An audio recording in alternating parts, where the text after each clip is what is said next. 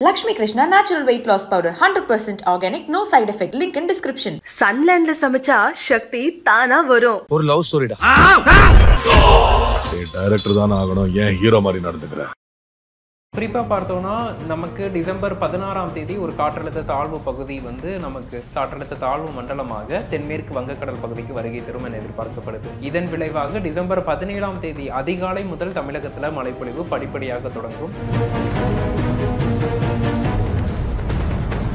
குறிப்பாக இந்த சலனமும் பார்த்தீங்கன்னா தமிழக கடற்கரை அருகே மிக மெதுவாக நகரப்போது அது சென்னைக்கும் நாகைக்கும் இடையே எந்த இடத்துல இந்த சலனம் மையமாக வைத்து கரையை கடக்குதோ அந்த குறிப்பிட்ட பகுதியில் ஒரு குறுகிய காலத்திலேயே தீவிர மழைப்பொழிவை மீண்டும் கொடுப்பதற்கான வாய்ப்புகளும் சாத்தியக்கூறுகளும் இருக்கு.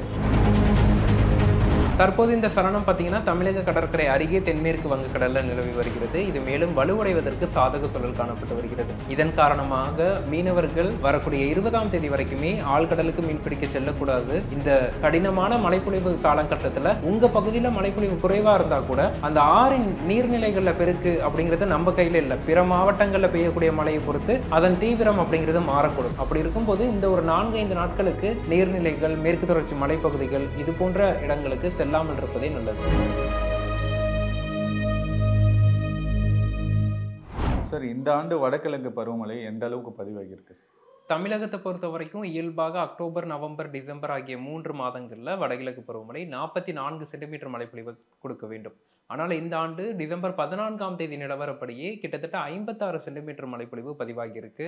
இது மேலும் மழைப்பொழிவு நாட்கள் இருப்பதன் காரணமாக மேலும் அதிகரிக்கும் என எதிர்பார்க்கப்படுது. இது இயல்பை விட அதிகமான மழைப்பொழிவாக தான் இந்த ஆண்டு பதிவாகியிருக்கு. வரப்போகிற காலங்களில் எப்படி இருக்கும்? குறிப்பாக பார்த்தோன்னா நமக்கு டிசம்பர் 16ஆம் தேதி ஒரு காற்றழுத்த தாழ்வு பகுதி நமக்கு வலுவடைந்து, அதாவது நன்கமைந்த காற்றழுத்த தாழ்வு பகுதி காற்றழுத்த தாழ்வு மண்டலமாக தென்மேற்கு வங்கக்கடல் பகுதிக்கு வருகை தரும் என எதிர்பார்க்கப்படுது. இதன் விளைவாக டிசம்பர் 17ஆம் தேதி அதிகாலை முதல் தமிழகத்தில் மழைப்பொழிவு படிப்படியாக தொடங்கும். குறிப்பாக கடலோர மாவட்டங்களில் முதல்ல தொடங்கி அது உட்புற பகுதி நோக்கி நகர தொடங்கும். இதன் விளைவாக டிசம்பர் 17, 18, 19, 20 ஆகிய தேதிகளில் வடகிழக்கு பருவமழை மீண்டும் தீவிரமடைந்து ஒரு வலுவான மழைப்பொழிவை தமிழகத்தில் கொடுக்கும் என எதிர்பார்க்கலாம். இந்த 4 நாட்களில் எந்தெந்த மாவட்டங்கள் ரொம்ப ஜாக்கிரதையாக இருக்கணும்? குறிப்பாக பார்த்தோன்னா நமக்கு வடகடலோர மாவட்டங்கள் மற்றும் டெல்டா மாவட்டங்கள், ஏனென்றால் இது தாழ்வு மண்டலமாக மாறி இது வடக்கு திசையில தான் பயணிக்கும். வடக்கு வடமேற்கு திசையில பயணித்து வடகடலோர மாவட்டங்கள் நோக்கி நகரும் என எதிர்பார்க்கப்படுது. தற்போதே பார்த்தோன்னா சென்னை மற்றும் புறநகர் பகுதிகளில் பெரும்பாலான ஏரிகள் நிரம்பி இருக்கு. அதே போல பூண்டி, செம்பரம்பாக்கம், புழல் போன்ற ஏரிகளில் உபரி நீர் திறக்கும் சூழல்ல இருக்கு. 85% நீரிருப்பு தற்போது இருக்கு.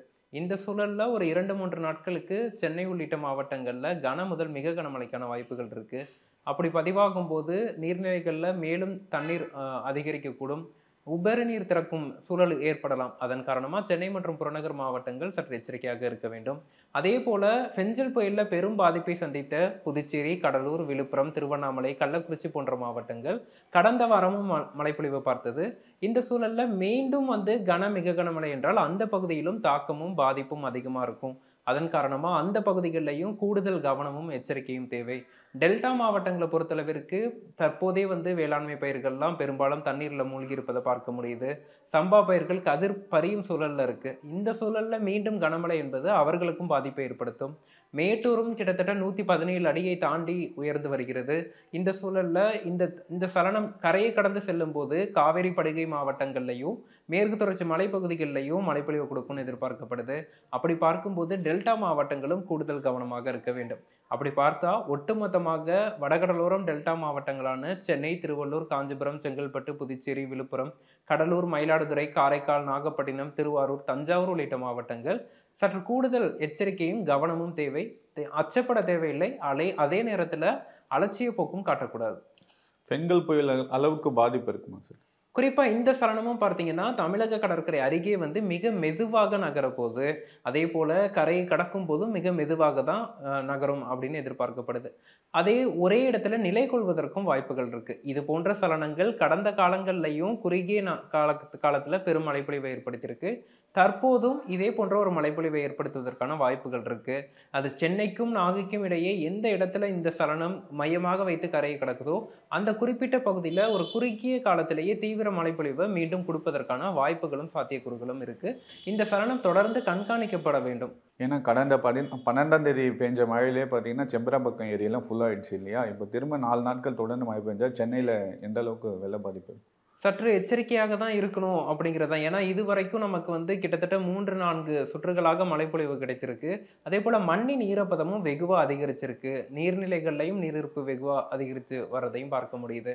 இந்த சூழல்ல இனி வரக்கூடிய நாட்கள்ல மிக கனமழை, அதீத கனமழை என்றால் அந்த எந்த பகுதியில் பதிவானாலுமே தமிழகத்தில் தாக்கத்தை ஏற்படுத்தும். ஏன்னா ஒட்டுமொத்த தமிழகமுமே நல்ல மழைப்பொழிவை பெற்றிருக்கு. இனி வரக்கூடிய நாட்கள்ல ஒரு 10 சென்டிமீட்டர் மழை பதிவானாலே அதன் தாக்கம் அப்படிங்கிறது கூடுதலாக இருக்கும். 15 சென்டிமீட்டர் அளவிற்கு தாக்கம் இருக்கும். 15 சென்டிமீட்டர் பதிவாகக்கூடிய இடத்துல 25 சென்டிமீட்டர் அளவிற்கு தாக்கம் இருக்கும். அப்படி பார்க்கும்போது ஒட்டுமொத்தமா தமிழகமுமே சற்று எச்சரிக்கையா இருக்கணும். குறிப்பா வடகடலோரம் டெல்டா கூடுதல் கவனமும் எச்சரிக்கையும் முன்னெச்சரிக்கையும் தேவைப்படுகிறது. இப்போ வந்து ஆரஞ்சு அலர்ட் வந்து கடலூர், மயிலாடுதுறை, நாகை மாவட்டங்களுக்கெல்லாம் கொடுத்துருக்காங்களா சார்? அங்கேயும் கனமழை பெய்ய அதிக வாய்ப்பு இருக்கு. கண்டிப்பாக வந்து இந்த சலனம் வந்து தற்போது பார்த்தீங்கன்னா டெல்டா கடற்கரை அருகே தான் நிலை கொண்டு வருகிறது. இதன் காரணமா டெல்டா மாவட்டங்கள்ல பரவலா கனமழைக்கும் ஒரு சில இடங்கள்ல மிக கனமழைக்கும் வாய்ப்புகள் இருக்கு. ஒரு குறுகிய காலத்திலேயே பலத்த மழை பதிவாகவும் வாய்ப்புகள் தொடர்கிறது. மீனவர்கள் எந்த அளவுக்கு எச்சரிக்கையா இருக்கணும் சார்? தற்போது இந்த சலனம் பார்த்தீங்கன்னா தமிழக கடற்கரை அருகே தென்மேற்கு வங்கக்கடல்ல நிலவி வருகிறது. இது மேலும் வலுவடைவதற்கு சாதக சூழல் காணப்பட்டு வருகிறது. இதன் காரணமாக மீனவர்கள் டிசம்பர் 15, 16, 17, 18, 19, 20 ஆகிய வரக்கூடிய 20ஆம் தேதி வரைக்குமே ஆழ்கடலுக்கு மீன்பிடிக்க செல்லக்கூடாது.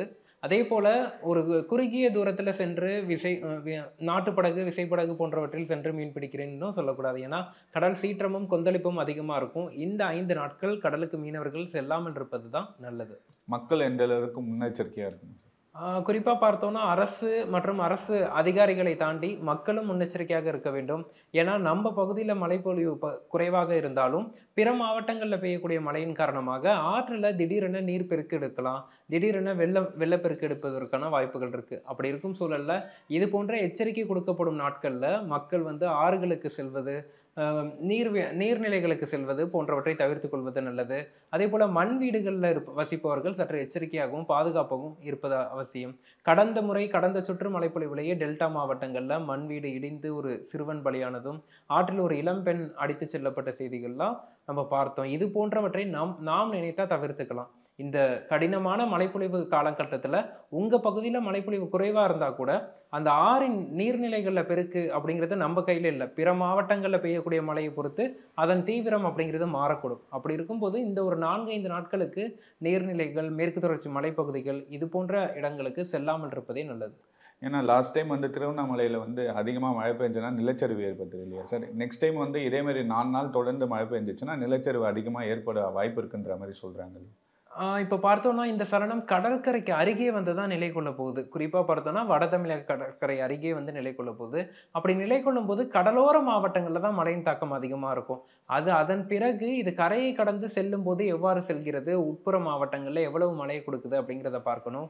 அப்படி மேற்கு தொடர்ச்சி மலை மாவட்டங்கள் மற்றும் உட்புற மாவட்டங்கள் நோக்கி நகரும் போது மெதுவாக நகர்ந்து ஒரு குறுகிய காலத்தில் பெரிய மழையை கொடுத்தா இது போன்ற அந்த நிலச்சரிவு அப்படிங்கிற ஒரு அபாயம் தொடரதான் செய்யுது. ஏன்னா நமக்கு ஒட்டுமொத்த தமிழகத்திலுமே மண்ணின் ஈரப்பதம் வெகுவாக அதிகரிச்சிருக்கு. பரவலாக நல்ல ஒரு 3-4 சுற்றுகளில் அதிக மழை பதிவாகியிருக்கு.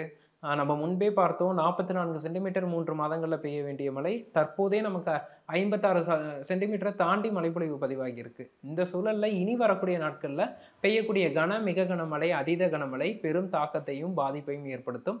அதற்கு மக்கள் அச்சப்படாமல் கூடுதல் கவனத்துடன் இருக்க வேண்டியது அவசியமாக பார்க்கப்படுது. ஏன்னா விழுப்புரம் ஒன்றுமே ரெடி பண்ணிட்டு தான் இருக்காங்க இல்லையா சார்? அந்த மாதிரி ஏரியாக்கெல்லாம் இவங்கெல்லாம் எப்படி முகாம் முன்னாடியே அமைச்சிக்கணுமா? கண்டிப்பாக விழுப்புரம், கடலூர், புதுச்சேரி, திருவண்ணாமலை போன்ற மாவட்டங்கள் மற்றும் சென்னை மற்றும் புறநகர் மாவட்டங்கள்லேயே நமக்கு அந்த 6 கரையோர பகுதிகளில் வசிப்பவர்களெல்லாம் சற்று முகாம்கள் அமைத்து பாதுகாப்பான இடங்களுக்கு அழைத்து செல்வது அப்படிங்கிறது மிகவும் சரியானதாக பார்க்கப்படுது. அதுபோல் ஒட்டுமொத்தமாக இந்த சலனத்தின் நகர்வை பொறுத்து அந்த பாதையில் இருக்கக்கூடிய கரையோர மக்கள் சற்று அப்புறப்படுத்துவது மிகவும் நல்லது. இந்த காற்றழுத்த தாழ்வு பகுதி வந்து புயலா மாற வாய்ப்பு இருக்கா? அதாவது தாழ்வு மண்டலமாக மாறுவதற்கு அனைத்து காரணிகளும் மிக சாதகமா இருக்கு. இது புயலாக மாறுவதற்கும் வாய்ப்புகள் இருக்கு. ஏன்னா கடல் வெப்பநிலை, கடல் சார்ந்த அலைவுகள் மிக சாதகமாக தான் காணப்படுது. இருந்தாலும் இது புயலாக மாறுமா என்பதை நம்ம ஓரிரு நாட்களில் உறுதிப்படுத்தலாம். இது தாழ்வு மண்டலமாகவும் ஆழ்ந்த காற்றழுத்த தாழ்வு மண்டலமாகவும் மாறுவதற்கு வாய்ப்பு இருக்கு. இது புயலாக மாறினால் கூட காற்று பாதிப்பை எந்த பகுதிக்கும் ஏற்படுத்தாது. ஒட்டுமொத்தமாக மழையை தரக்கூடிய புயலாக தான் அமையும். இது தாழ்வு பகுதியோ புயலோ அல்லது தாழ்வு மண்டலமோ மக்கள் மழைப்பொழிவு இருக்கும் என்பது குறித்தான ஒரு முன்னெச்சரிக்கையுடன் இருந்தால் போதும். காற்று அச்சம் தேவையில்லை.